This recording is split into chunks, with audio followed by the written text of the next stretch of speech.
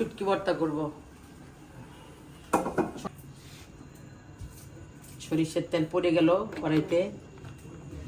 আমি এখানে পোস্ত, কাঁচা জিরা, রসুন, তারপরে কাঁচা লঙ্কা, জিরা, পোস্ত, হ্যাঁ সব পেস্ট করে নিয়েছি। রসুন আর এখানে খেলে হলুদ আর লবণটা অ্যাড করছি। তেল গরম হয়ে গিয়েছে, এখন জিরা ফোড়ন দেব। বিসমিল্লাহ।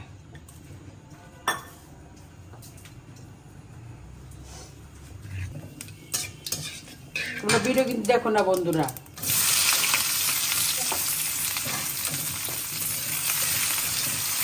তুমি কি খালি রসুন তুলবে? রসুন তুলি তো পুরো আসবে। দেখো বন্ধুরা, আমার মশলা কষানো হয়ে গিয়েছে, এখন তরকারি পড়ে যাবে। বিসমিল্লাহ। এই যে ডাটা, আমাদের বাগান বাড়ির ডাটা,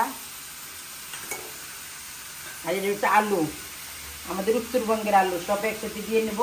কারণ ডাটার একটু বাপেই নিয়েছি, এটা দেখাই নেই, এটা দেখানি কিছু নাই, এটা তোমরা সবাই জানো।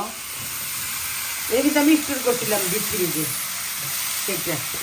কারণ এত তরকারি আসছে আমাদের ঘরে, জানো তো তোমরা, কেউ সবজি খায় না, এত সবজি আছে, আমি ফ্রিজে রেখে দিই। মনে হচ্ছে না এখন পেরে আনছি বাগানে থেকে।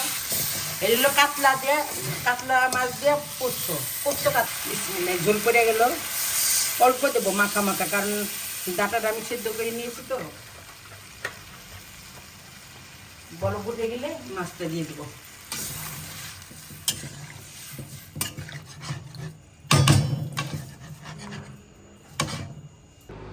দেখো বন্ধুরা, আমি পোস্ত কাতলা করেছি। দেখো, ভিডিওটা যদি ভালো লাগে লাইক করবে, কমেন্ট করবে, শেয়ার করবে, সাবস্ক্রাইব করবে। টাটা, আল্লাহ হাফেজ।